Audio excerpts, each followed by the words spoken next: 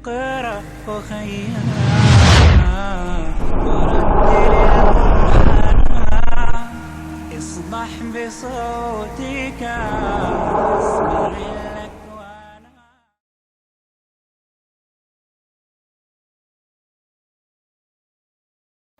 إن الحمد لله حمدا طيبا كثيرا مباركا فيه، وأشهد أن لا إله إلا الله وحده لا شريك له، وأشهد أن محمدا عبده ورسوله. أما بعد، فإن خير الحديث كتاب الله، وخير الهدي هدي محمد صلى الله عليه وسلم، وشر الأمور محدثاتها، وكل محدثة بدعة، وكل بدعة ضلالة، وكل ضلالة في النار. فأعوذ بالله من الشيطان الرجيم.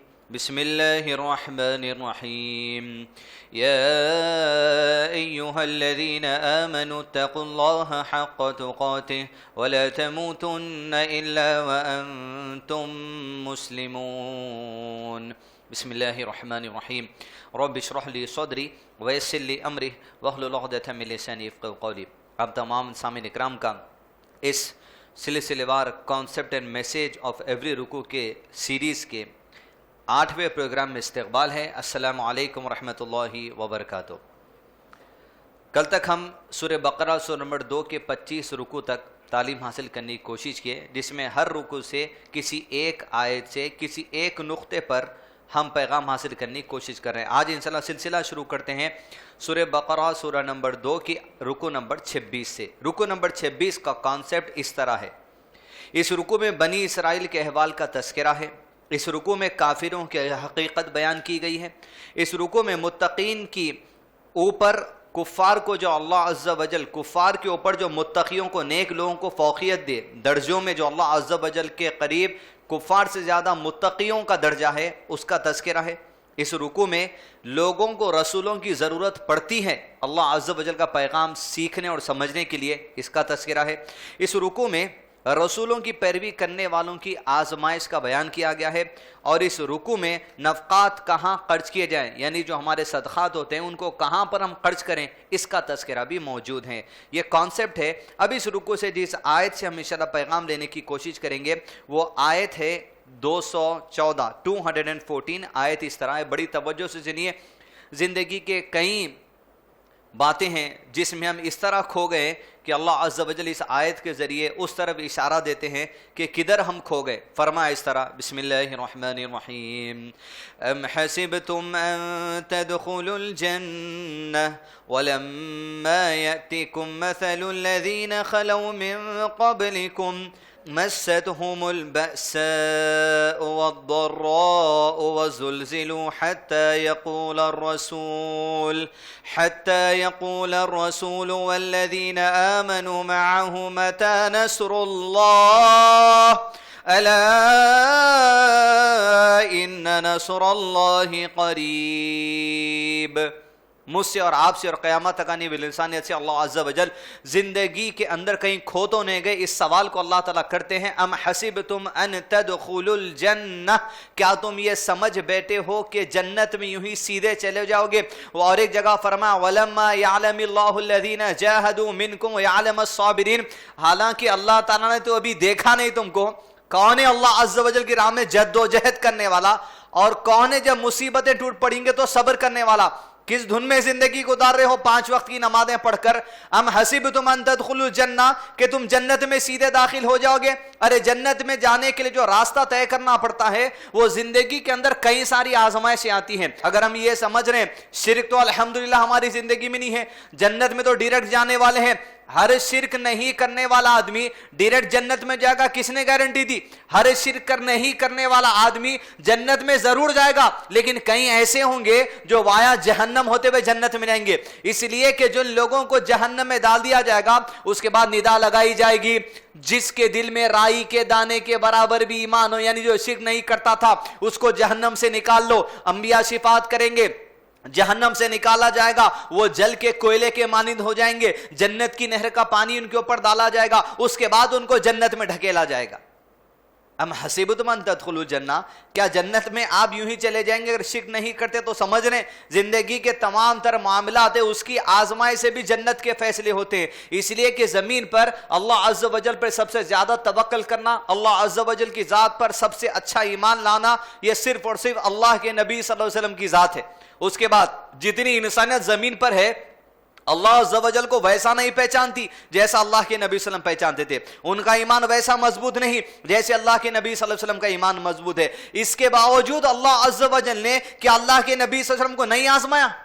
اللہ کے نبی صلی اللہ علیہ وسلم کے اوپر اللہ عز و جل نے ایسے بھی آزمایا کہ قوم نے پتھر مارا، نبی صلی اللہ علیہ وسلم کو ایسے بھی آزمایا قوم نے اپنی تلواریں لے کر اللہ کے نبی صلی اللہ علیہ وسلم کی گھر کی چوکھٹ کے باہر بیٹھ گئے کہ آج نکل جائیں گے تو جسم کے ٹکڑے کر دیں گے۔ قوم نے ایسا بھی پلان کیا کہ اللہ کے نبی صلی اللہ علیہ وسلم کے سر کے اوپر آٹے کی چکی کا پتھر ڈال کے قتل کرنے کا پلان کیا گیا۔ قوم ایسی بھی نکلی جو ہزاروں کی تعداد میں رسول کو قتل کرنے کے لیے میدان بدر میں آ گئی تھی، قومیں ایسے بھی حرکت کری جو ہزاروں کی تعداد میں قتل کرنے کے لیے رسول اللہ صلی اللہ علیہ وسلم کو احد کی وادی میں آ گئے تھے، قومیں ایسے بھی نکلے جو 10,000 کا لشکر لے کر احزاب کی جنگ کے لیے مدینے کے کنارے پر آ کے کھڑے ہو گئے تھے۔ تمام تر معاملات اللہ کے نبی صلی اللہ علیہ وسلم کے اعلیٰ ہے، اس کے باوجود اللہ عز و جل نے نبی صلی اللہ علیہ وسلم کو آزمایا، یہ دیکھنے کے لیے اللہ کے نبی صلی اللہ علیہ وسلم کے ایمان کس کمال کا ہے، اور ایمان میں اضافہ ہی ہوتے چلے جاتا، یہاں تک کہ جب پتھر مارا گیا طائف میں تو زید رضی اللہ کے نبی صلی اللہ علیہ وسلم کو گھیر لیتے تاکہ اللہ کے نبی صلی اللہ علیہ وسلم کے سر پر مان نہ پڑے، یہاں تک کہ وہ لوگ تیزی سے نکل کے انگور کے باغیچے میں جا کر بیٹھے، اپنے زخموں کو پہنچتے ہوئے اللہ کے نبی صلی اللہ علیہ وسلم اللہ عز و جل سے دعا کرتے کہ اے باری الہی، اے میرے پروردگار، تو مجھے کیسی قوم کے حوالے کر رہا ہے، ایک ایسی قوم کے ساتھ جو ایک رسول کے ساتھ تنگی سے پیش آئے، ان کے ساتھ سختی سے پیش آئے، حالانکہ میں تو انہیں تیرے دین کی بات بتاتا ہوں۔ اے میرے پروردگار، اگر یہ سب کچھ تیری آزمائش ہے، سنیے اس دعا کو، اے اللہ اگر یہ سب کچھ تیری آزمائش ہے، یہ پتھر کا کھانا، یہ قتل و غارت گری کی تیاری جو میری کرتے ہیں لوگ، یہ سب کچھ اگر تیری آزمائش ہے تو مجھے کوئی پرواہ نہیں ہے، بس تو چہرے کے نور کی میں پناہ چاہتا ہوں جس سے اندھیرے روشن ہو جاتے ہیں، بس تو مجھ سے راضی ہو جا، بس یہی میرے لیے کافی ہے، ہر پتھر کو، ہر آزمائش کو، اور مصیبت کو، ہر تکلیف کو جھیل لوں گا پروردگار، بس تو مجھ سے راضی ہو جانا۔ اللہ عز و جل کی رضا کے لیے اللہ کے نبی صلی اللہ علیہ وسلم ہر مشکل کو جھیل لیتے۔ عزیزان ملت، ام حسبتم ان تدخلوا الجنہ، کیا ہم پھر بھی یہ سمجھ رہے ہیں کہ اللہ کے نبی صلی اللہ علیہ وسلم کی مثال رکھتے ہوئے بھی کہ جنت میں داخل ہو جائیں گے؟ سبحان اللہ، داڑھ ٹوٹ گیا تھا اللہ کے نبی صلی اللہ علیہ وسلم کا، کندھے کی ابری ہوئی ہڈی زخمی ہو گئی تھی آپ صلی اللہ علیہ وسلم کی احد کے میدان میں۔ یہ سب کچھ تو آزمائش ہے نا۔ جب اللہ کے نبی صلی اللہ علیہ وسلم کو آزمائش لی گئی جو ایمان میں کامل، میرے اور آپ کی زندگی میں بھی آزمائشیں ہوگی، ضرور آزمائشیں ہوگی، یہاں تک کہ اللہ عز و جل اس آیت کے آخری ٹکڑے میں فرماتے ہیں کبھی کبھی ہم نے انبیاء کو تو ایسا آزما لیا کہ رسول خود پکار اٹھے، وَيَقُولُ الرَّسُولُ، رسول نے خود پکار اٹھا وقت کے، وَالَّذِينَ آمَنُوا، اور ایمان والے بھی رسول کے ساتھ پکار اٹھے، مَعَهُ مَتَى نَصْرُ اللَّهِ، ارے اللہ تیری مدد کہاں ہے میرے رب؟ اتنا جھنجھوڑ دیے گئے۔ رسول اور وقت کے مومنین پکار اٹھے اللہ تیری مدد کب آئے گی؟ جب پکارے اللہ تیری مدد کب آئے گی؟ اللہ نے کہا الا ان نصر اللہ قریب، اے ایمان والے دیکھو پلٹ کے اللہ کی مدد قریب ہے، یوں دیکھے تو جبرائیل آسمان سے فرشتوں کی فوج لے کر اتر جاتے۔ اللہ عز و جل بندوں کو آزماتا ہے آخری حد تک، آخری حد تک اللہ عز و جل انسان کو آزماتا ہے، جہاں وہ انسان اپنے ایمان سے یا اپنی زبان سے پھسلنے والا رہتا اس وقت تک اللہ کبھی بندے کو آزما لیتا ہے، یہاں تک کہ رسول اور مومنین پکار اٹھے اللہ تیری مدد کب آئے گی؟ اللہ نے کہا الا ان نصر اللہ قریب، قریب ہے، ذرا دیکھو تو صحیح۔ جنگ احزاب ہوئی، مسلمانوں کی پوری تعداد بھی اس وقت 10,000 نہیں تھی، 10,000 کا لشکر مشرکین یہود سب مل کے مدینہ آ گئے۔ آپ صلی اللہ علیہ وسلم، مشرکین بیچ میں صرف ایک خندق ہے، مدینے کے اندر یہودیوں کا ایک گروپ ہے جس کو بنو قریظہ تھا، جو یہودی تھے، 10,000 کا لشکر تقریباً 15-20 دن تک پریشان ہے کہ یہ خندق کو کس طرح بند کیا جائے۔ کچھ لوگوں کو نوکیلے پہاڑ والے راستے سے بنو قریظہ کے پاس جو مدینے میں رہتے تھے، جو کہ نبی صلی اللہ علیہ وسلم سے فرینڈشپ معاہدہ تھا اس لیے نہیں لڑتے تھے، ان کو بول بھیجے بھائی 10,000 کا لشکر لے کر آئے، تم ذرا پیچھے سے حملہ کرو، وہ تمہاری طرف متوجہ ہوں گے تو ہم خندق بن کر 10,000 کا لشکر لے کے آ جائیں گے، پورے اسلام کو مدینے کی زمین میں ختم کر دیں گے۔ ادھر بنو قریظہ تیار ہو گئے، ادھر 10,000 کا لشکر ہے، صحابہ کو اطلاع ملی پیچھے سے بنو قریظہ حملہ کرنے والے ہیں۔ اللہ عز و جل سورہ احزاب नामिज अहज़ाब है सूरह नंबर 33, उसमें तस्करा करते हुए फरमाते हैं उस वक्त को याद करो जब दुश्मन तुम्हारे पीछे से चढ़ाया, जब दुश्मन तुम्हारे सामने से चढ़ाया, उस वक्त तुम अल्लाह ताला के बारे में तरह तरह के गुमान कर रहे थे। सोचो वही वो वक्त था, वह ज़ुलज़िलू ज़िलज़ालन शदीदा, मोमिनों को अल्लाह ने जबरदस्त हिला के छोड़ दिया। अल्लाहु अकबर। हम हसीबतुम अन तदखुलुल जन्नह, क्या तुम फिर भी समझ रहे हैं कि जन्नत में दाखिल कर दिए जाओगे?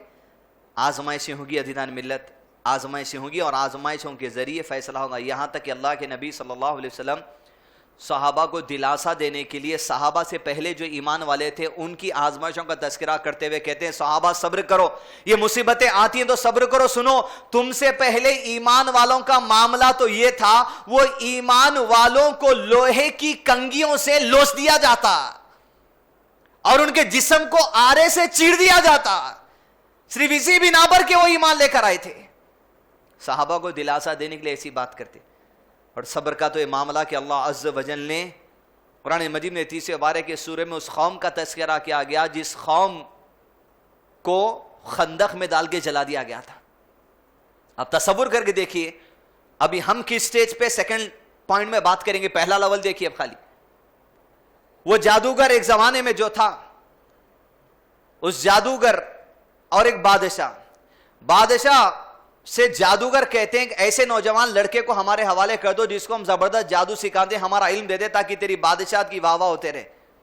बादशाह एक नौजवान लड़के को लाकर जादूगरों के हवाले करता है और जादूगर उस बच्चे को जबरदस्त जादू सिखाते हैं। वो बच्चा रोजाना जादू सीखता है बादशाह के दरबार के करीब आकर और वापस अपने घर को चला जाता। लेकिन जब रास्ते में जाता जादू सीख कर, रास्ते में एक राहिब होता जो खानखा में बैठा होता, लोगों को दीन की बात बताता। वो राहिब के पास भी रुककर बच्चा इल्म सीखता, इधर दीन भी सीखता, इधर जादू भी सीखता।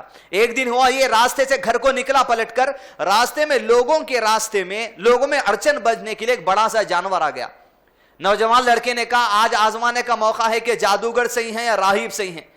राहिब सही है देखने के लिए उसने अल्लाह का नाम लेके उस जानवर को मारा, वो जानवर मर गया और लोगों का रास्ता खुल गया, लोग चले गए। वो आकर इस बात का तज़किरा राहिब से करता है कि आज मैंने आजमा लिया, मैंने तुम्हारे इल्म को सही पा लिया। तो राहिब ने कहा अब तू कमाल को पहुंच चुका है, अब अल्लाह अज़्ज़ वजल की मदद से तुझे और भी भलाइयां नसीब होंगी। अब उसके बाद होना ही हुआ, वो लड़का इतना मशहूर हुआ, बीमार लोग उसके पास आते, वो अल्लाह अज़्ज़ वजल के नाम से लोगों को जो सो शिफा करने का काम करता, अल्लाह का नाम लेते जाता, लोगों की मुसीबतें दूर करने का काम करते चले जाता। यहां तक कि बादशाह को इत्तला मिली थी इसको हम जादू सिखाने लेकर आए थे, वो तो अल्लाह के नाम से लोगों का इलाज कर रहा है, हम जादू का इल्म देने गए थे, वो तौहीद का दर्स लोगों को दे रहा है। बादशाह ने कहा उस लड़के को लो ऊंची चट्टान पर ले जाओ, नीचे फेंक दो। हम हसीबतुम अन तदखुलुल जन्नह, क्या वो लड़का क्या ये नहीं समझा था कि उसी जिंदगी में आजमाइशें आने वाली नहीं है? वो जादू सीख गया या राहिब के पास सीख गया तो हम हसीबतुम अन तदखुलुल जन्नह, क्या वो जन्नत में दाखिल हो जाएगा? चट्टान की आजमाइश लाई गई, कहा चट्टान से नीचे फेंक दो। जितने लोग उसे फेंकने गए थे वो गिर गए, लेकिन अल्लाह ने उसको बचा लिया। वो फिर बादशाह के दरबार में गया, कहा मैं अल्लाह के फजल से बच चुका हूं। बादशाह कहते ऐसे ले जाओ कश्ती में सवार करके और बीच समंदर में ले जाके फेंक देना। जितने लोग कश्ती में सवार करके बीच समंदर में ले गए, अल्लाह अज़्ज़ वजल से बच्चे ने दुआ की, तौहीद ने दस्तक दी। जितने लोग फेंकने गए थे कश्ती से वो खुद नीचे जो सो समेट गए। वो बंदा अल्लाह अज़्ज़ वजल का अपनी तौहीद के साथ बादशाह के दरबार में दोबारा पहुंचा और बादशाह से कहता है मेरे रब ने मुझे बचा लिया। अब बादशाह को मशवरा दे रहा, अम हसीबतुम अन तदखुलुल जन्नह, क्या तुम समझ बैठे हो कि जन्नत में यूं ही दाखिल होते चले जाओगे? बादशाह को बच्चा मशवरा देता है। क्या मशवरा देता है?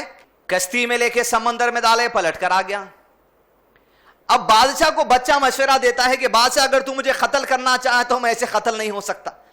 अगर तुझे मुझे कत्ल करना है तो काम यह कर, एक भरे मैदान में मुझे खड़ा कर दे ऊंचाई पर, और जितनी तेरी रियाया में लोग हैं तेरे मानने वाले सबको बुला ले, और उस वक्त एक तीर लेना और अल्लाह का नाम लेके वो तीर मुझ पर चलाना, तब मैं मारा जाऊंगा। अम हसीबतुम अन तदखुलुल जन्नह, बादशाह ने सोचा इसे तो मारना ही है, चाहे सबको बुलाना पड़े या दुनिया को बुलाना पड़े, इसे तो मारना ही है।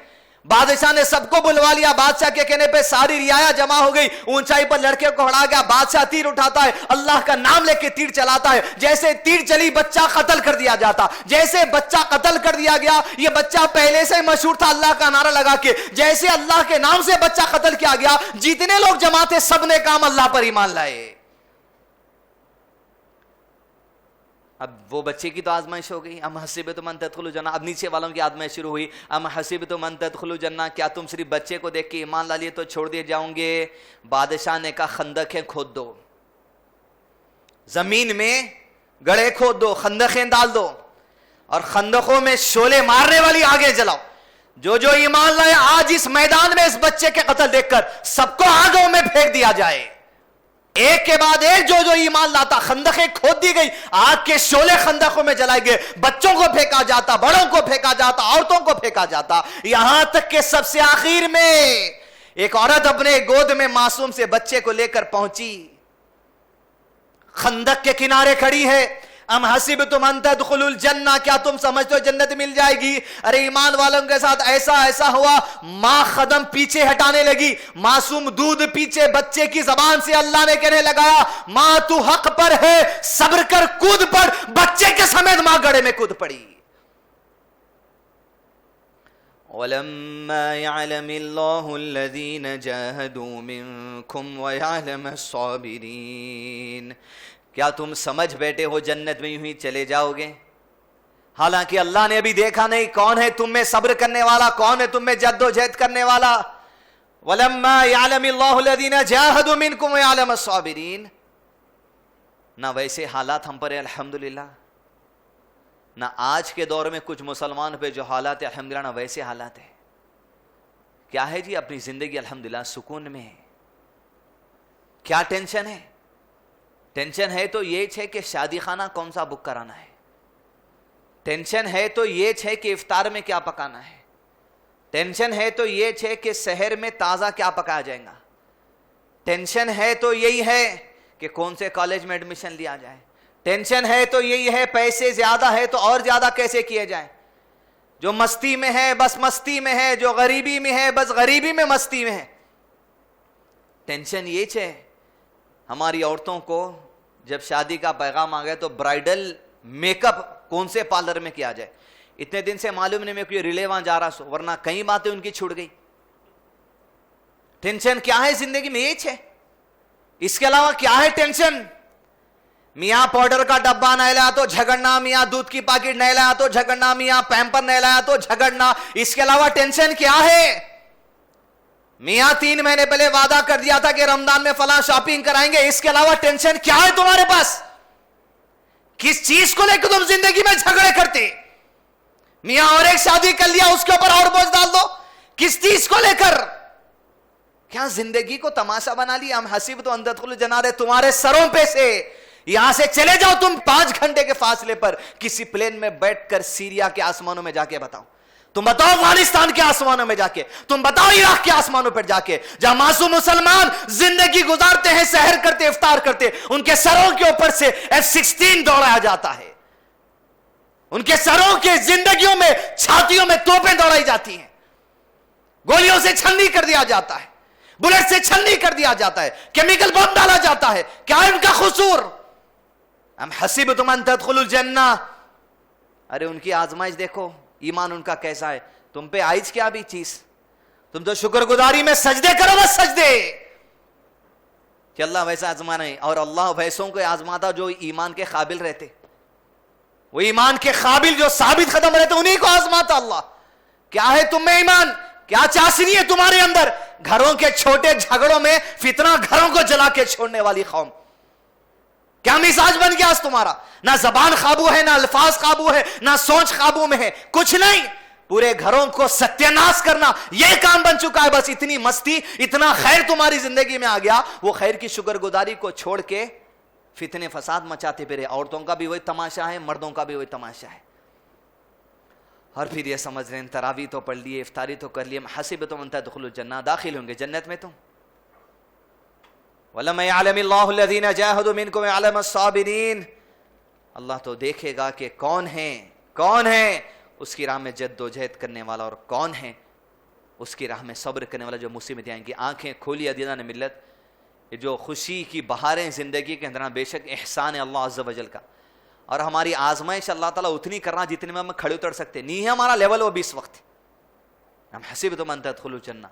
آنکھیں کھولیے, براڈ مائنڈنس اختیار کیجیے, نیرو مائنڈنس کو چھوڑیے, نیرو ذہنیت کو چھوڑیے, اتنی باتوں کے لیے لڑنا جھگڑنا فساد کرنا چھوڑیے, براڈ ہو جائیے, اللہ کے دین کے اپنا رشتہ مضبوط کریے. نبی صلی اللہ علیہ وسلم اور صحابہ کی زندگی سے رشتہ مضبوط کر لیے. آپ قرآن کھولیں گے پڑھیں گے تو آپ کو پتا چلے گا دنیا کیا ہے, آپ کو پتا چلے گا آپ کی زندگی کی حقیقت کیا ہے, آپ کو پتا چلے گا آخرت کی حقیقت کیا ہے.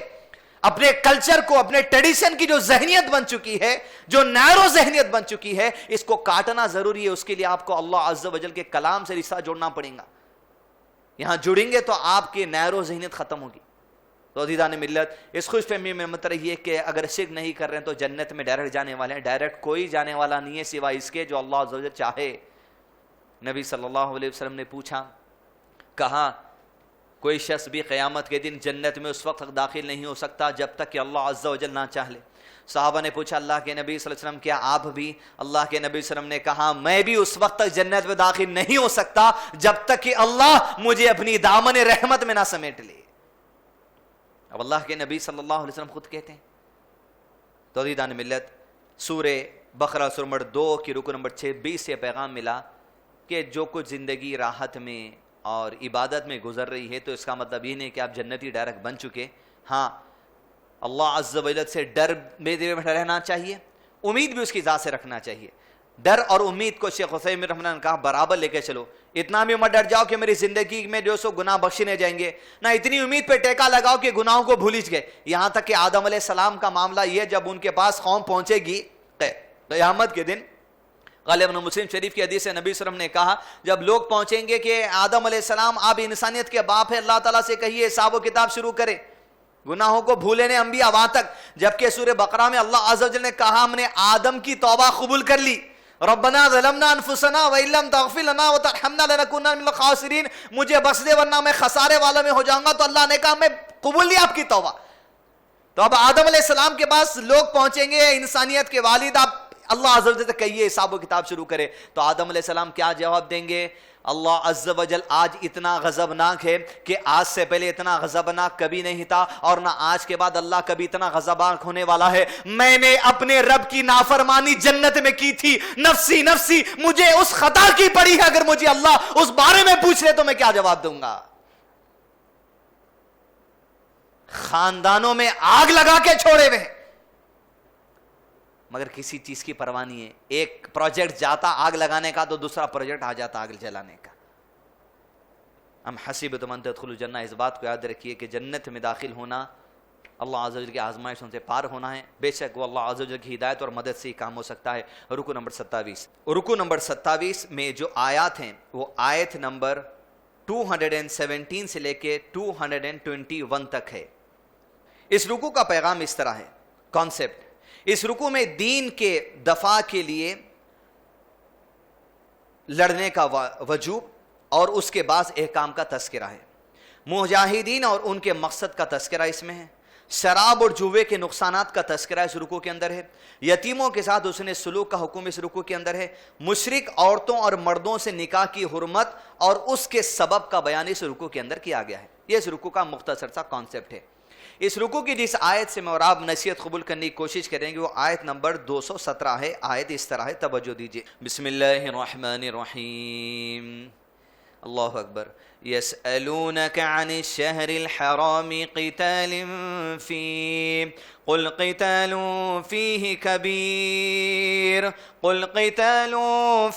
كبير وصد عن سبيل الله وكفر به والمسجد الحرام وإخراج أهله منه أكبر عند الله والفتنة أكبر من القتل وَالْفِتْنَةُ أَكْبَرُ مِنَ الْقَتْلِ.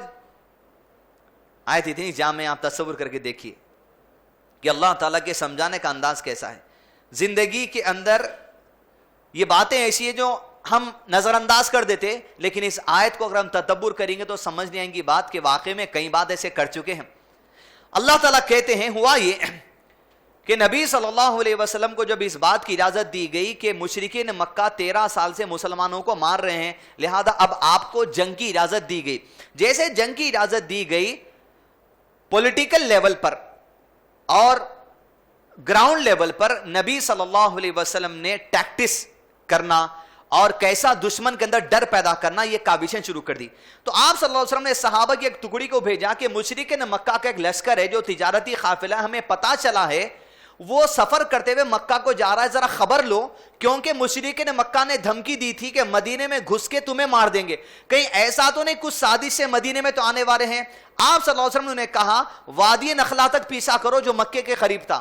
کہا وادی نقلہ میں دیکھ کے رہو، صرف آپ صلی اللہ علیہ وسلم نے کہا کہ دیکھ کر آؤ، ادھر آنے کا اشارہ ہے تو ہمیں اطلاع دو، انٹیلیجنس ٹیم جو پھرتی ہے اس راستے پر ان کو اطلاع دو، ہم تیاری کریں گے جنگ کی.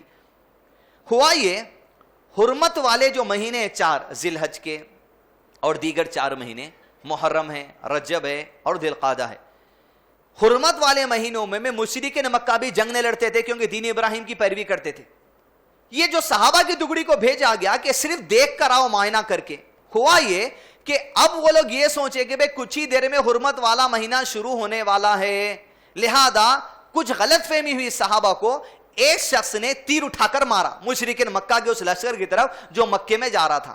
جیسے تیر اٹھا کے مارے، وقت یہ ہو گیا تھا کہ حرمت والا مہینہ شروع ہو گیا تھا، مغرب کی نماز کا وقت غالباً ہو گیا تھا.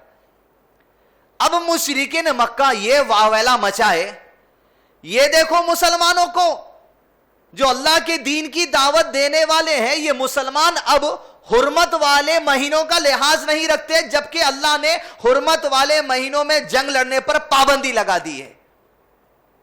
واہ ویلا، چیخو پکار لگائے، دیکھو مسلمانوں کو. اللہ عز و جل کی پہلی صفات دیکھیے آپ، اللہ عز و جل کسی کے بھی عیب رہو، کسی کی بھی غلطی رہو چھپایا نہیں. اب یہ آیت سے بڑا اہم تدبر ہمارے لیے. اللہ عز و جل نے کہا اچھی بات ہے، حرمت والے مہینوں میں انہوں نے حملہ کیا نا، سنو آیت اللہ تعالیٰ کہیں وَإِخْرَاجُ أَهْلِهِ مِنْهُ أَكْبَرُ عِنْدَ اللَّهِ.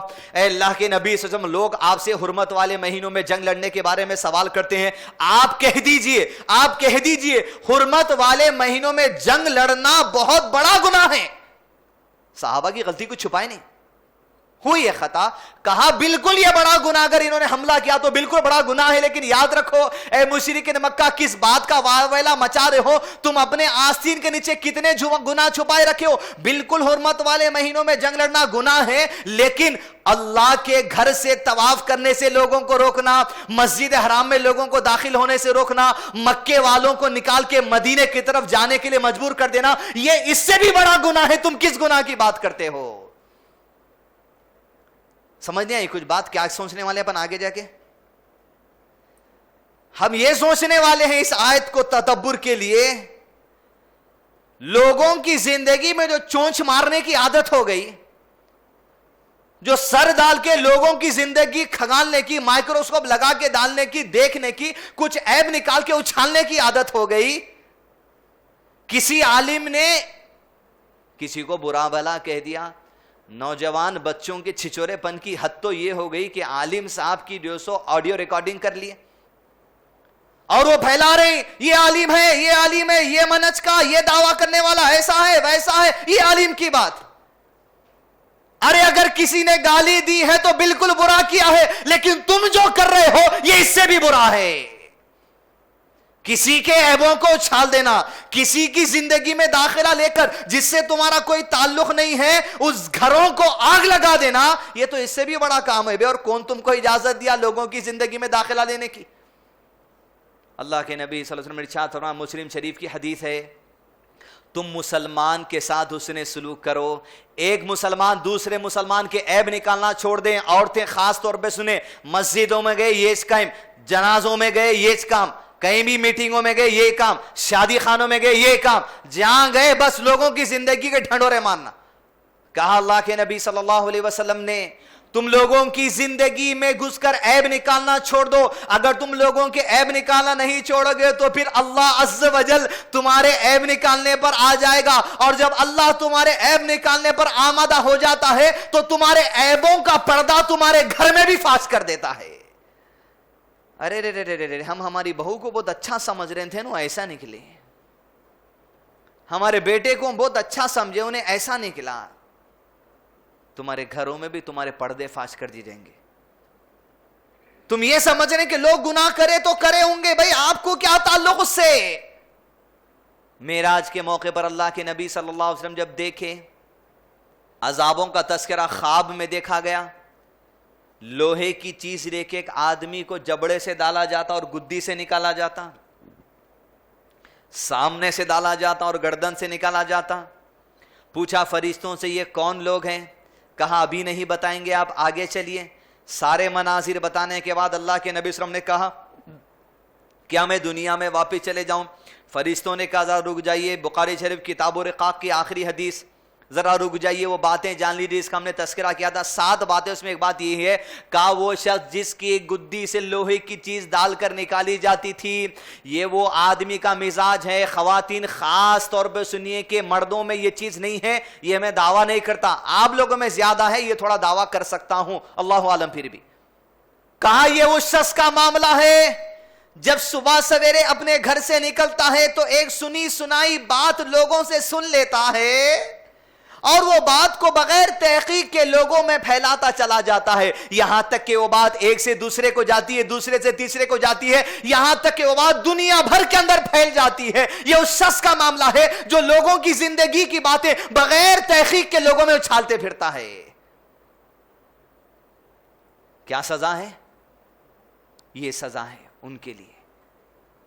شیخ آر.کے. نور محمد حفظ اللہ نے کہا یہ حدیث سمجھنے کے لیے آج ہم کو آسانی ہو گئی جب سے واٹس ایپ آ گیا. فیملی گروپ ہے, ایک بھائی کینیڈا کے, ایک بھائی امریکہ کے, ایک بھائی حیدرآباد کے, ایک بھائی جدہ کے, ایک بھائی ریاض کے, ایک بھائی دبئی کے, ایک بھائی کھمم کے. ارے شریف بھائی کی بچی بھاگ گئی, شریف بھائی کی بچی بھاگ گئی, گروپ میں ڈال دیا اور پوری دنیا میں کیا ہوگی باتیں, چرچے ہو گئے. شریف بھائی کی بچی کیوں بھاگی؟ بھاگی بس ختم, ڈال دو. اگر وہ بھاگ کر گناہ بھی کی ہے تو وہ کیوں نہ کی ہوں گی, کوئی اس کے گناہ پہ اگر اللہ چاہے گا تو وہ پردہ ڈالے گا. نبی صلی اللہ علیہ وسلم نے کہا تم لوگوں کے عیبوں پر پردہ ڈالو, کیا تم نہیں چاہتے کہ اللہ تمہارے عیبوں پر پردہ ڈال دے؟ بھاگ گئی بس, اگر وہ بھاگی غلط کی ہوگی, لیکن تم جو کر رہے ہو اس سے بڑا گناہ ہو سکتا ہے. دنیا بھر کے اندر بے تحقیق لوگوں کی باتیں اچھالتے چلے جانا, ہرگز مت کیجیے ایسا کام, ہرگز مت کیجیے. آج مغرب میں ایک لڑکے سے مل کے 6 مہینے سے لڑکا پریشان ہے, بستی والے مل کے, خاندان والے مل کے خود غیر غلط باتوں سے ایسی سازش کر دیے, بیوی پہ بہتان لگا دی اور بیوی نکل کے ماں کے گھر چلے گئی. 6 مہینے سے بچوں کے ساتھ الگ, اور وہ بچہ ہے جو آج سے سالوں پہلے اسلام کو قبول کیا. ابھی مل کر وہ لڑکا مجھ سے کہا سحری میں 3 دن کا سالن گرم کر کے کھا رہا ہوں, میں زندگی کیسا گزاروں پتا نہیں, لوگ عیب لگا کے اتنا پریشان کر دیے مجھ کو. کہا میں میری بیوی پہ کیسے بہتان لگا سکتا ہوں, لوگ مل کے اس طرح بہتان لگا دیے. آج رشتے توڑنے پہ آ گئے, گھر ٹوٹنے پہ آ گئے. کیوں؟ یہ عیب نکالنے کی عادت کی وجہ سے, بغیر تحقیق کے لوگوں میں پھیلانے کی وجہ سے. جو بات آئے تسلیم کر لینا, ہرگز نہیں. لوگ غلط کیے ہوں گے, لیکن جو تم کر رہے ہو وہ اس سے بڑا گناہ ہو سکتا. اللہ نے مشرکین سے کہا تھا کیا بے شک حرمت والے مہینوں میں جنگ لڑنا بری بات ہے, اللہ کے قریب کبیرہ گناہ ہے, لیکن تم جو کر رہے ہو یہ اس سے بڑا گناہ ہے. اللہ کے نبی صلی اللہ علیہ وسلم عیبوں کو پوچھتے بھی نہیں تھے. ایک صحابی ہے کہ اللہ کے نبی صلی اللہ علیہ وسلم مجھ سے گناہ ہو گیا, کہ اللہ کے نبی صلی اللہ علیہ وسلم مجھ سے گناہ سرزد ہو گیا ہے, مجھے کوڑے لگا دیجئے تاکہ آخرت میں اس گناہ کا عذاب مجھے نہ ملے, مجھے سکون یہی مل جائے. رسول اللہ صلی اللہ علیہ وسلم پلٹ گئے, وہ پھر جا کر کہتے اللہ کے نبی صلی اللہ علیہ وسلم مجھے حد لگا دیجئے. آپ صلی اللہ علیہ وسلم پھر پلٹ گئے, وہ تیسری مرتبہ کہتے ہیں اللہ کے نبی صلی اللہ علیہ وسلم مجھے حد لگا دیجئے. آپ صلی اللہ علیہ وسلم پھر پلٹ گئے. اتنے میں اقامت ہوئی اور اللہ کے نبی صلی اللہ علیہ وسلم مسجد نبی میں امامت کے لیے مصلی پر کھڑے ہو گئے, نماز پڑھا دی. جیسے نماز ختم ہوئی, اذکار ختم ہوئے, آپ صلی اللہ علیہ وسلم مسجد کے باہر نکل رہے تھے. شخص دوڑے دوڑے اللہ کے نبی صلی اللہ علیہ وسلم کے پیچھے کا, کہا اللہ کے نبی صلی اللہ علیہ وسلم 4تھی بار مجھے حد لگا دیجئے. یہ نہیں پوچھے تو کیا کرا, لیکن پتا تھا جب حد لگانے کا تجھے علم ہے تو بڑا کبیرہ گناہ کر آیا. تو اللہ کے نبی صلی اللہ علیہ وسلم نے پوچھا جب تو مسجد میرے سے ملاقات کرنے کے لیے گھر سے نکلا تو کیا اس وقت وضو کر نکلا؟ اس نے کہا میں وضو کر کر نکلا. اللہ کے نبی صلی اللہ علیہ وسلم نے کہا جب یہاں نماز کھڑی ہوئی تو کیا تو نے جماعت کے ساتھ نماز پڑھی؟ کہا میں نے جماعت کے ساتھ نماز پڑھی. کہا اگر تو جب گھر سے نکلا وضو کر کے اور جب جماعت کے ساتھ صلاح پڑھی، جس گناہ کے لیے تو حد لگانے کے لیے کہتا ہے جا اللہ نے تیرے اس گناہ کی مغفرت فرما دی، پوچھے تک نہیں. یہ عیب لگانے کی اتنی بری عادت لوگوں میں آپ کو پتا ہونا چاہیے. اس دور کا سب سے پیارا گھر نبی محمد صلی اللہ علیہ وسلم کے گھر پہ لوگوں نے تہمت لگا دی. اما عائشہ رضی اللہ عنہا پہ تہمت لگا دی. جب اس صحابی نکیل پکڑ کے اونٹ کی لا رہے تو اما عائشہ اوپر بیٹھ کر آ رہی تھی تو کہا اما عائشہ نے اس شخص کے ساتھ برا کام کیا ہے. اللہ اکبر. ابو بکر صدیق کے گھر پہ تہمت، محمد صلی اللہ علیہ وسلم کے گھر پہ تہمت. اما عائشہ جب پلٹ کر آئی تو 1 مہینے تک آپ کو بخار تھا. جب بخار سے ہوش آیا، طبیعت سنبھلی تو پتا چلا میرے بارے میں ایسی ایسی باتیں چل رہی ہے کہ ام المومنین کے اوپر تہمت باندھی گئی گناہ کی. وہ اللہ کے نبی صلی اللہ علیہ وسلم کے پاس جاتی، اللہ کے نبی صلی اللہ علیہ وسلم مجھے میرے والدین کے پاس جانے کی اجازت دیجیے. اتنا سب کچھ ہونے کے باوجود طریقہ کار عورتوں کا دیکھیے، اتنی بڑی تہمت لگی ہے مگر پھر اجازت لے کے جانا ہے. یہاں کے جیسا نے ذرا کچھ غصایا، آٹو چکائے، تھیلیاں لی، اماں کے گھر کو چلے گئے. ایسا ہرگز نہیں. دین کسی لیول پہ نہ چھوڑ دیتے صحابہ، کسی موڑ پہ دین کو نہ چھوڑے. کہاں جاؤں؟ ابو بکر صدیق والد ہیں اما عائشہ کے، سبحان اللہ، کیا پیارے گھر آنے اس دور کے. ان کے گھر کو ٹینشن ڈالی گئی، ان کے گھر پہ تہمت باندھی گئی، ان کے گھر کی عزت اچھالی گئی. اما عائشہ پوچھی میرے باتیں میں یہ باتیں چل رہی کیا سچ ہے؟ کہا بیٹی ہم تو یہی سن رہے ہیں، ہمیں پتا نہیں. 1 مہینہ ہو گیا، اس بات کی وجہ سے بعض صحابہ نے یہ کہہ دیا اللہ کے نبی صلی اللہ علیہ وسلم عائشہ کو طلاق دے دیجیے. سبحان اللہ. 1 مہینے کے بعد اللہ کے نبی صلی اللہ علیہ وسلم آئے، ابو بکر صدیق کے گھر دستک دی. اما عائشہ بیٹھے ہیں، ابو بکر صدیق بیٹھی ہیں، ان کی بیوی بیٹھی ہوئی. اللہ کے نبی صلی اللہ علیہ وسلم نے کہا عائشہ. اما عائشہ کہتی ہیں 1 مہینہ گزر چکا تھا جب سے تہمت اڑی، اللہ کے نبی صلی اللہ علیہ وسلم میرے سامنے بیٹھ کر گفتگو نہیں کی تھی، آج پہلی مرتبہ اللہ کے نبی میرے سامنے بیٹھ کر گفتگو کی. اما عائشہ اور میرے نبی صلی اللہ علیہ وسلم کے بیچ درار پیدا کرنے والے یہ لوگ جو تہمت اڑاتے تھے. کہا اللہ کے نبی صلی اللہ علیہ وسلم نے عائشہ اگر تو نے وہ کام کیا ہے تو اللہ سے توبہ کر، بے شک اللہ توبہ قبول کرنے والا ہے. اور اگر تو نے وہ کام نہیں کیا ہے تو انتظار کر، اللہ عز وجل تیری پاک دامنی کا قصہ اس قرآن میں نازل کرے گا. اللہ اکبر. اما عائشہ کہتی میں علم میں اتنی آگے نہیں تھی جتنا صحابہ تھے، لیکن مجھے یہ تو گمان تک نہیں تھا کہ میری پاک دامنی کے تذکرے قرآن میں ہونے والے ہیں. میں تو یہ سمجھتی تھی کہ اللہ کے نبی صلی اللہ علیہ وسلم کو خواب میں اللہ تعالیٰ کہہ دیں گے کہ آپ کی بیوی پاک دامن ہے. میں نہیں جانتی تھی میرے بارے میں سورہ نور کی آیتیں نازل ہونے والی ہے. یہ کہیں اما عائشہ کا انداز بیان دیکھیے آپ. اللہ اکبر. لوگ ذہن سازی ایسی کر دیتے، کبھی کبھی آپ حق پر رہنے کے باوجود ساری دنیا آپ کو دھتکار دیتی، نہیں تو غلط ہے. اما عائشہ نے کہا اللہ کے نبی صلی اللہ علیہ وسلم اگر میں آپ سے یہ کہوں، تصور کیا 2 لائنز، صرف 2 اسٹیٹمنٹس، اور کتنی دور کی بات اما عائشہ کہہ دی، آپ کے فہم کا اندازہ ہوتا ہے. کہا اللہ کے نبی صلی اللہ علیہ وسلم اگر میں آپ سے یہ کہہ دوں ہاں میں نے وہ کیا ہے حالانکہ میرا رب جانتا ہے میں نے وہ نہیں کیا، تو آپ میری بات کا یقین کر لیں گے. لیکن اگر میں دوسری بات آپ سے یہ کہوں میں نے وہ نہیں کیا اور بے شک میرا رب جانتا ہے میں نے وہ نہیں کیا، آپ میری بات کو ہرگز نہیں مانیں گے، آپ پہلی والی بات کو ہی مانیں گے. اس لیے لوگوں نے ایسی ذہن سازی کر کے چھوڑ دی، آپ نئی کو تسلیم کرنے والے نہیں ہیں. بس اس معاملے میں میرا معاملہ تو وہی ہوگا جو یوسف علیہ السلام اور ان کے والد کا تھا، فصبر جمیل واللہ المستعان علی ما تصفون. اس معاملے میں تو صبر کروں گی یہاں تک کہ اللہ فیصلہ دے دے. یہ بات کہہ کر پلٹی کہ اللہ کے نبی صلی اللہ علیہ وسلم پر وحی کا سلسلہ نازل ہوا. آپ صلی اللہ علیہ وسلم کی پیشانی سے پسینے چھوٹنے لگے. اللہ کے نبی صلی اللہ علیہ وسلم جیسے وحی ختم ہوئی، اللہ کے نبی صلی اللہ علیہ وسلم کے چہرے پر مسکراہٹ آئی. فرمایا عائشہ اللہ عز و جل نے سورہ نور میں تیری پاک دامنی کے لیے آیتیں نازل کر دی. کہہ دیا ان لوگوں نے جو جب یہ سنا کہ ام المومنین اما عائشہ کے اوپر تہمت لگی, کیوں نہ حکمت سے کام لیا, کیوں نہ یہ کہہ دیا وہ تو تہمت ہے ہماری ماں پر, کیوں الزام لگاتے چلے گئے, کیوں سوجھ بوجھ سے کام نہیں لیا, کیوں براڈ مائنڈڈنس سے کام نہیں لیا, کیوں نبی کے گھر کو ستایا, کیوں ابو بکر کے گھر کو ستایا, کیوں اما عائشہ کو ستایا. لوگ وہاں بھی نہیں چھوڑے, لوگ یہاں بھی نہیں چھوڑے. اپنی اس عادت پہ کنٹرول کر لیجئے, بالخصوص خواتین. اور مردوں میں یہ بات نہیں ہے, اس کا کوئی انکار نہیں ہے, بالکل ہے. زندگیوں کو چبوتروں پہ, ہوٹلوں کے سیٹوں پہ یا جو اپنی کاروں میں, دیوان خانوں میں بیٹھ کر اچھالتے بیٹھنا اچھی چیز نہیں.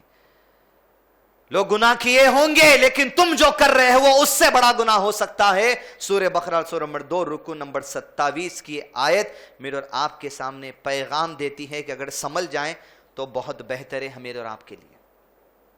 اس رکوع میں ایک امپورٹنٹ آیت ہے, اس لیے ہم یہ رکوع کو چنیں گے اور ایک پیغام کے لیے.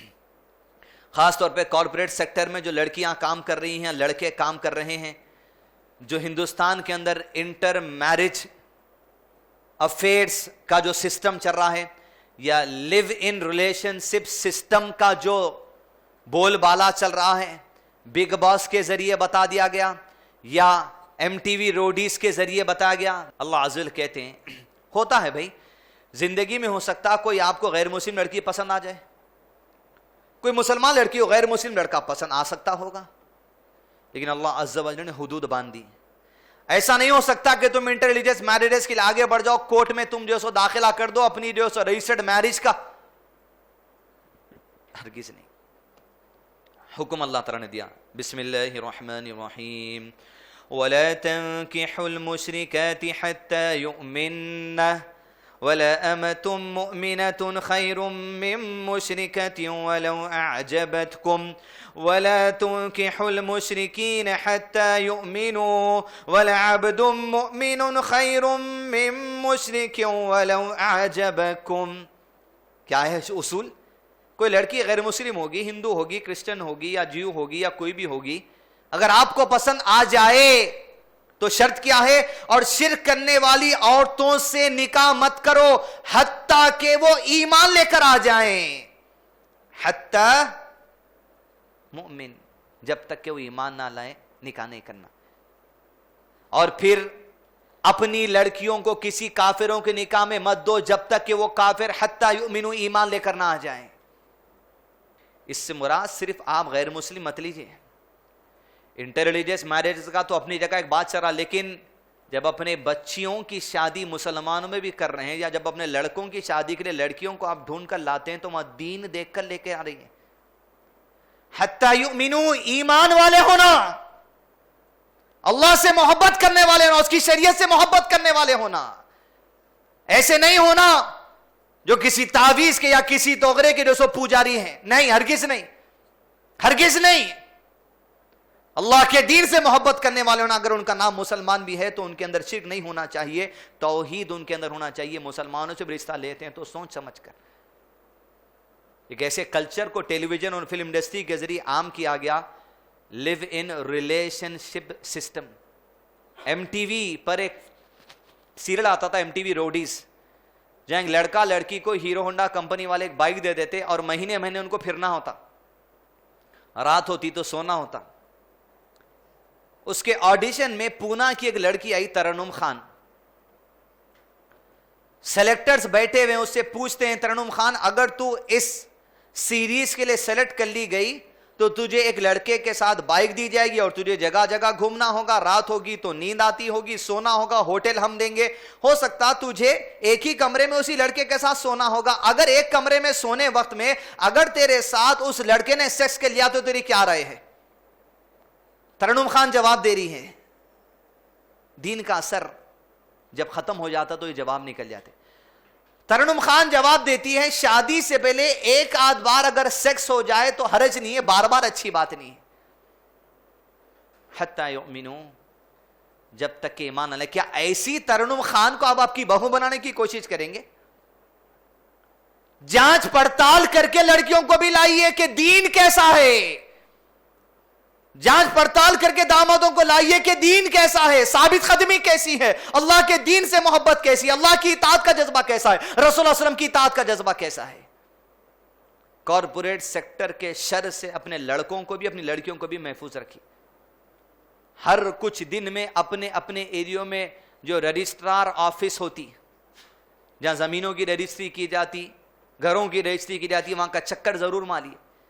انٹر ہوتے وہاں ایک نوٹس بورڈ لگا ہوا رہتا، جو بھی لڑکا لڑکی رجسٹرڈ میرج کرنا چاہتے ہیں 40 دن پہلے ان کو وہاں پر نوٹس فائل کر دینا پڑتا ہے، ہم نکاح کرنے والے ہیں اس رجسٹرار کے سامنے۔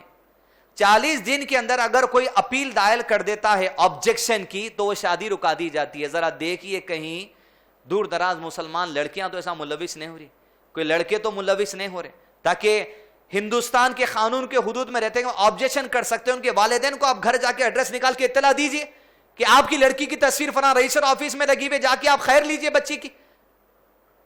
بعد میں تباہی ہونے سے بہتر ہے کہ شروع میں آپ جو سو کچھ کام کر کے چہل پہل کریے، یہ بھی ایک خیر کا کام ہوگا، تاکہ آنے والی زندگیوں میں جو آخرت کی تباہی لوگ کر لیں گے اپنے اعمال کے ذریعے، اس سے آپ لوگوں کو بچا لو۔ تو عزیزان ملت، اس سورہ نمبر 27 سے ہم نے 2 نصیحتیں قبول کی کہ دینداری کو بالکل ترجیح دی جائے نکاح کے موقع پر۔ کفار سے تو نکاح کا کوئی تصور ہی نہیں، اس لیے کہ اللہ عز و جل نے کہا کرنا چاہتے ہو ایمان لانا۔ ایسا بھی نہیں، بعض لوگ ایسے کہیں آتے اسلام قبول کرنا چاہ رہے ملک لے کے آتے، اچھی بات ہے، کلمہ پڑھا دیجئے، بس یہی جلدی میں رہتے۔ کلمہ پڑھائے بعد معلوم ہوتا کل صبح شادی ہے ان کی۔ حتی یؤمنو، صحابہ کے دور میں بعض بدو دیہات کے لوگ آ کر کہتے ہم ایمان لے آئے، قرآن مجید گواہی دیتا ہے ہم ایمان والے ہیں۔ تو اللہ عز و جل نے آیت نازل کر کے فرمائی اے اللہ کے نبی صلی اللہ علیہ وسلم ان سے کہیے کہ یہ نہ کہیں کہ ہم ایمان لائے، ایمان تو ابھی دلوں میں داخل ہی نہیں ہوا، ان کو یہ کہنا چاہیے ہم ابھی اسلام لے کر آئے۔ نماز کہاں سیکھے تم، ایمان کے ارکان کہاں سیکھے؟ وقت دینا چاہیے، تعلیم دینا چاہیے، درس دینا چاہیے، حکمت کی بات بتانے چاہیے، حدیث کی بات بتائیں۔ جب پختہ ہو جائیں دین میں، اس کے بعد اگر اس طرح کا مسئلہ ہے تو سنجیدگی سے ہم حل کریں تو بہتر بات ہے، ورنہ حتی یؤمنو حتی یؤمننا، جب تک کہ ایمان لائے، جب تک کہ نکاح کے لیے آگے نہ بڑھیے۔ مسلمانوں میں رشتہ جب دیکھیں تو دینداری کو ترجیح کیجیے تاکہ بعد میں پچھتاوا نہ ہو سکے۔ رکو نمبر 28، رکو نمبر 28 کا جو کانسیپٹ ہے وہ اس طرح ہے، حالت حیض میں عورتوں سے دور رہنے کا حکم اس رکو میں ہے، غلط طریقے سے سیکس کرنے کا بچنا اس رکو میں حکم دیا گیا ہے، اور تیسری بات اللہ عز و جل کی قسم کھانے کے احکام اس رکو میں دیے گئے، اور مطلقہ کی عدت، جس عورت کو طلاق دی گئی اس کی عدت کا تذکرہ اس رکو کے اندر ہے۔ آیت اس طرح ہے، چھوٹی سی نصیحت ہے لیکن بہت اہم ہے۔ زندگی میں غفلت، خاص طور پہ نوجوان جو کالج یونیورسٹی میں اپنی زندگی گزار رہے ہیں، لڑکے اور لڑکیاں، وہ توجہ دیں۔ بسم اللہ الرحمن الرحیم، وَلَا تَجْعَلُوا اللَّهَ عُرْضَةً لِأَيْمَانِكُمْ أَن تَبَرُّوا وَتَتَّقُوا وَتُصْلِحُوا بَيْنَ النَّاسِ وَاللَّهُ سَمِيعٌ عَلِيمٌ۔ اور اللہ تعالیٰ کو اپنی قسموں کا اس طرح نشانہ نہ بناؤ کہ بھلائی اور پرہیزگاری اور لوگوں کے درمیان کی اصلاح کو چھوڑ بیٹھو، اور اللہ تعالیٰ سننے والا جاننے والا ہے۔ بڑی اہم آیت ہے۔ یہ کہا گیا اس آیت کے اندر نصیحت یہ بات ہے لینے کی کہ اللہ عز و جل کی قسم کبھی بھی اچھا کام چھوڑنے کے لیے نہیں کھانی چاہیے۔ ہوا یہ کہ نبی صلی اللہ علیہ وسلم گھر کے اندر بیٹھے ہوئے تھے، ایک شخص نے ایک شخص کو قرضہ دیا تھا، جو آدمی قرضہ لیا تھا وہ واپس قرضہ دینے میں بہت ٹائم نکل گیا۔ وہ 2 آدمیوں کا جھگڑا چل رہا تھا، جو آدمی قرضہ دیا تھا وہ پکار کر کہتا ہے قسم ہے اللہ کی تجھے تو ایک پیسہ معاف نہیں کروں گا، اور جو قرضہ لیا تھا وہ کہتا میرے ساتھ تخفیف کر، تھوڑا ٹائم دے، تھوڑی مہلت دے دے، وہ کہتا ہے قسم اللہ کی کچھ مہلت نہ دوں گا۔ اللہ کے نبی صلی اللہ علیہ وسلم کو گھر میں آواز سنی ہے، اور باہر نکل کے اللہ کے نبی صلی اللہ علیہ وسلم نے پوچھا کہاں ہے وہ شخص، کہاں گیا جو اللہ کی قسم کھاتا ہے اچھائی نہیں کرنے کے لیے؟ جب اسے لایا گیا تو اس نے نبی صلی اللہ علیہ وسلم نے کہا تم اللہ کی قسم کھا کے کہتے ہو کہ ٹائم نہیں دوں گا، ارے یہ تو اچھا کام ہے، اچھے کام نہیں کرنے کے لیے اللہ کی قسم کیوں کھاتے ہو؟ اس نے کہا اللہ کے نبی صلی اللہ علیہ وسلم اس سے گریز کرتا ہوں، اب میں اسے ٹائم دوں گا جتنا وہ چاہے گا۔ رقہ نہیں آیا آپ کو، واللہ ایسا پورے عرب میں سالوں رہ کے آئے، واللہ بولے تو اللہ کی قسم اللہ کی قسم ہے ان کے گھر کا پانی بھی پی لیا تو بولے قسم ہے اللہ کی میری اولاد میں سے کوئی ان کے گھر گیا تو تم اللہ کی قسم کھا کے رشتے توڑتے, تم اللہ کی قسم کھا کے میل ملاپ چھوڑتے, واللہ کہہ دیتے ہو. ایک بات سمجھے نہیں آئی بس, نہیں بھائی ہماری عزت ہی نہیں تو کیوں جانا, قسم ہے جائیں گے نا ان کے گھر کو. کیا ہے تماشے. یہ آیت ہم کو پیغام دیتی ہے اللہ عز و جل کے نام کو استعمال نہ کریں ایسے کام کے لیے جس سے تم کبھی قسم کھا کے بتائیے قسم ہے اللہ کی آج سے فکس ڈپازٹ کا سود نہیں لوں گا, کھاتے؟ قسم ہے اللہ کی آج سے ولیموں میں جیسو ایک سے زیادہ ڈش نہیں بناؤں گا, کھائیے. جو قسم کھائے تو پھر کیا کھاتے تم ولیموں میں, کبھی یہ بھی کھائیے. دوسری چیز اللہ عز و جل کے نام کو چھوڑ کے کسی اور نام کی قسم کھانا جائز نہیں. گاڈ پرامس, کون ہے بے گاڈ آپ کا؟ Oh my God, God bless you. God کا لفظ جب آپ استعمال کرتے تو آپ کی نیت میں کون ہے بھائی؟ گاڈ. آپ کی نیت میں اللہ ہونا چاہیے, اللہ. بھلے زبان پہ آپ کے گاڈ نکلے تو آپ ایک کلچر, ایک سٹیٹمنٹ, ایک ایڈیم اپنا رہے, او مائی گاڈ. کون ہے آپ وہ گاڈ؟ تو مسلمان ہے جب گاڈ کا نام لیتے اللہ عز و جل تمہاری زبان اور تمہاری نیت میں ہونا چاہیے. قسم اللہ کی, اے میرے اللہ مدد کر, اللہ کا نام نکالو نا بھائی. ایڈیمز کا استعمال یہ ایڈیٹس کی طرح مت کیجیے. کچھ ایڈیم صحیح ہوں گے, اس لیے کہ ہمارے گھر میں ایڈیمز استعمال کر ذرا میرے کو وہ بہت چرکے مارتے رہتے کبھی. ایڈیمز ایسے جو عقیدے کے قریب آ کے دھکا دے رہے ہیں, ان کا احتیاط کریے. قرآن حدیث میں ایسی اچھی باتیں ہیں, ان کا واسطہ دیجیے. جیسے عائشہ رضی اللہ عنہا ایسی 2 اسٹیٹمنٹس میں کتنی بڑی بات کی تھی. تو اللہ عز و جل کی قسم کے علاوہ کسی اور کی قسم نہیں کھانا چاہیے. جب گاڈ آپ کہتے ہیں تو نیت میں اللہ تعالیٰ ہے تو اچھی بات ہے, نہیں تو ڈائریکٹ اللہ تعالیٰ کا نام لیجیے آپ. دوسری چیز قرآن کی قسم کھا لیے, ماں کی قسم, ممبر کی قسم, جہاں چڑھ گئے مسجد میں آ جاؤ دیکھ لیں گے ممبر پہ چڑھ کے قرآن سر پہ اٹھا کے قسم کھا رہے ہیں. الیکشن چل رہی, M L A M P سروں پہ قرآن رکھ رہے ہیں, قسم کھا کے بول رہا ہوں یہ جو الزام میرے پر الیکشن میں لگے میں نے کرا.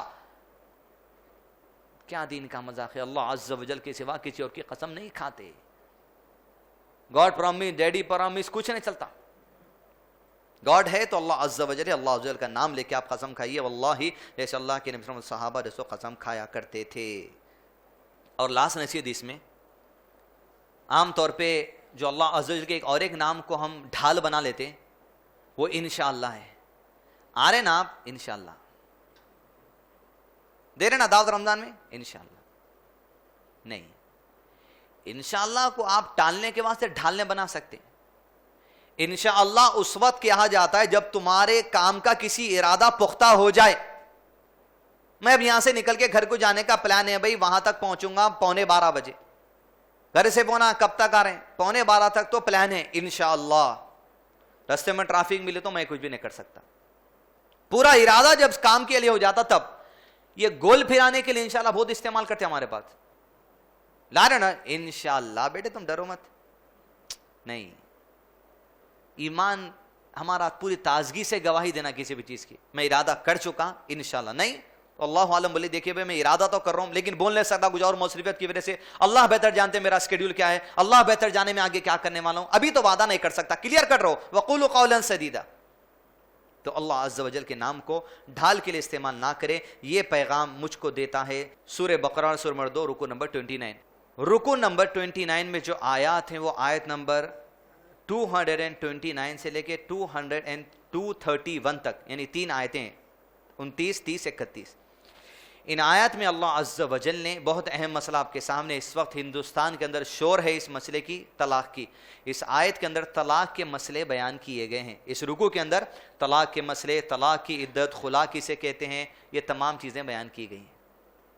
اس رکوع سے ہم نصیحت حاصل کرنے کا اہم موقع یہ ہے, یہ جو ہندوستان بھر میں یا دنیا بھر میں مسلمانوں کی بات کو اچھالا جا رہا ہے. پہلی بات یہ کفار کی جماعت یہ جان لیں, تم اگر مسلمانوں کی کوئی غلطی یا ان کی دین کے سمجھنے کی انڈرسٹینڈنگ اچھال کے دنیا میں یہ بتانا چاہ رہے ہیں کہ اسلام کے ماننے والے ایسے ہیں تو اسلام کیسے ہوگا, یہ تمہاری آخری فلسنس ہے, حد درجے کی بے وقوفی ہے تمہاری.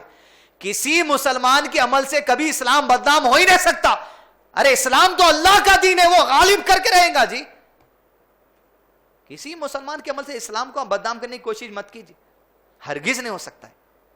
طلاق کے مسئلے میں 4-5 اہم باتیں وہ جان لینا ضروری ہے. جو ہندوستان کا کلچر بنا ہوا ہے وہ اس طرح ہے, طلاق طلاق طلاق, رو لیے, تھیلیاں لیے, اماں کے گھر چلے گئے, بس ختم. فتوا لینے گئے, 3 طلاق دے دیے, ہو گئی تمہاری طلاق. فتوا. اب ایسے فتووں کو کاؤنٹر کرنے مودی اٹھے. اب ہندوستان کا کورٹ تم سے کہتا ہے مسلمانوں کی جماعت ٹرپل طلاق تو تمہارے مذہب میں کہیں نہیں دکھ رہا, درست کر لو. اب عقل ٹھکانے آنے کی کوشش ہو رہی, ہاؤ تھوڑا دیکھ لیں گے.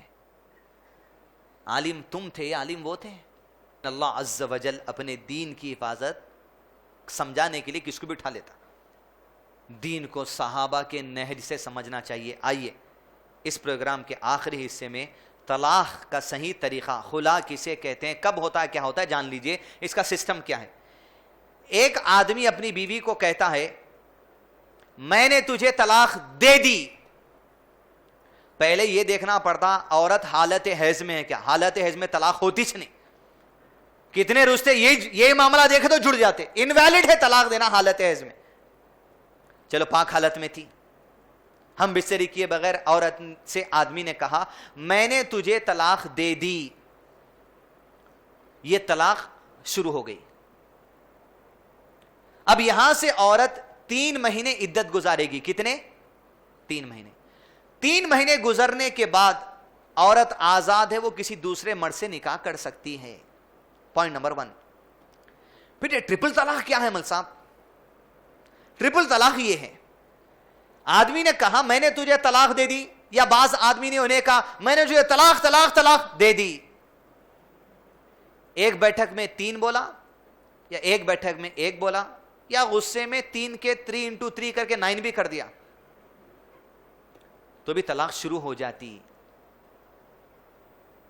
یعنی زندگی میں پہلی بار طلاق کا لائف لائن اس نے استعمال کر لیا, طلاق شروع ہو گئی.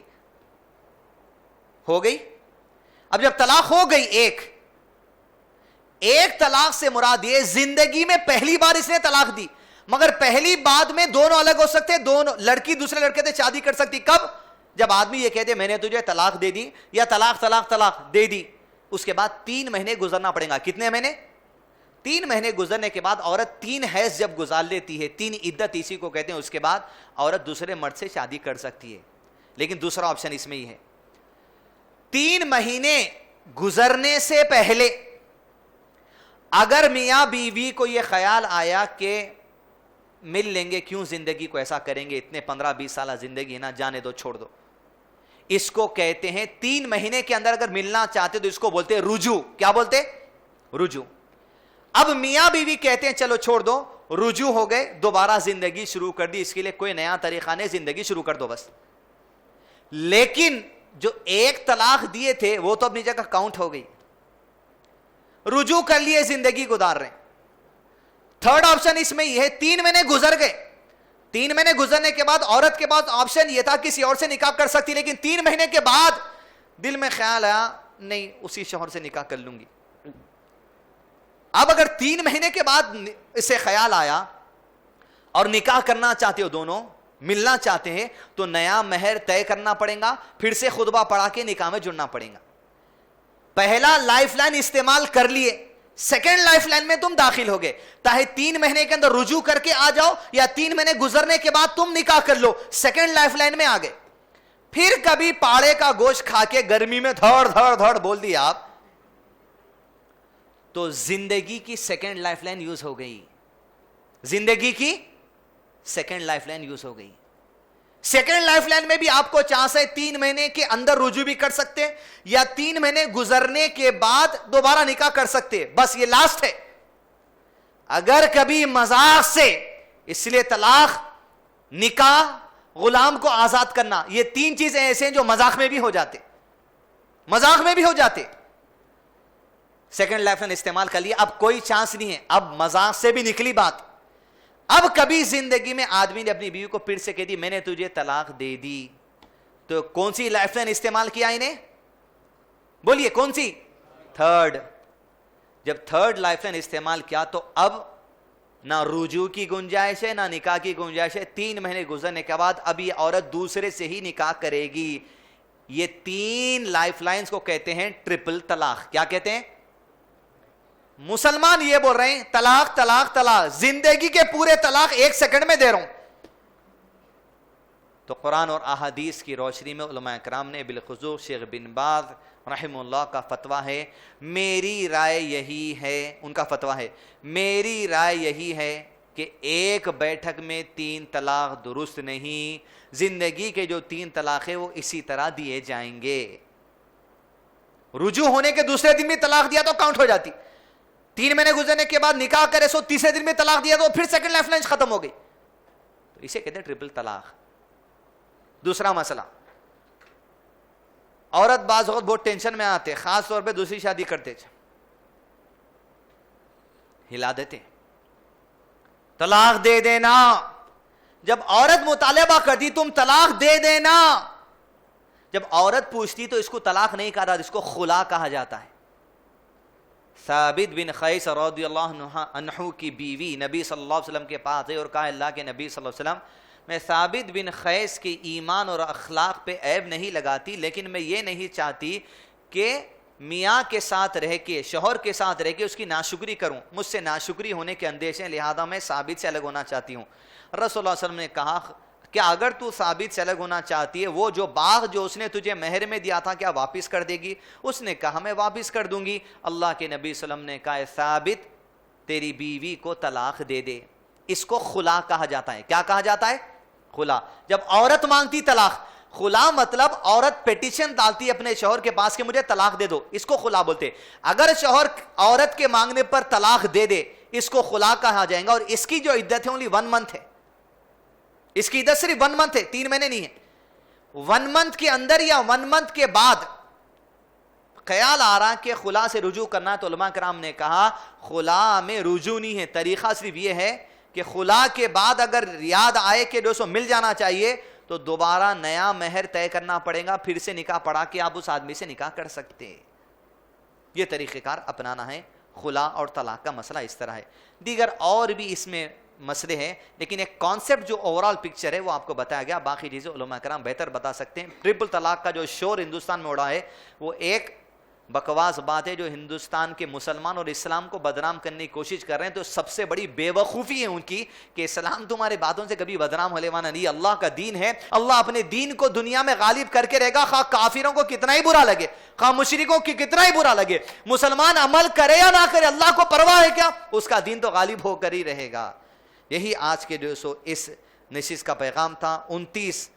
29 رکوع سورہ بقرہ کی ہم اختتام کر چکے ہیں. ربنا لا تزغ قلوبنا بعد إذ هديتنا وهب لنا من لدنك رحمة إنك أنت الوهاب وآخر دعوانا أن الحمد لله رب العالمين. اقرأ أخيا ورتل القرآن اصبح بصوتك اسمع الأكوان. اقرأ كلام الله داوي نفوسنا لنحس في أعماقنا الإيمان. كم من فؤاد كالحجارة قسوة فإذا وعى القرآن حين لانا. كم من فؤاد كالحجارة قسوة فإذا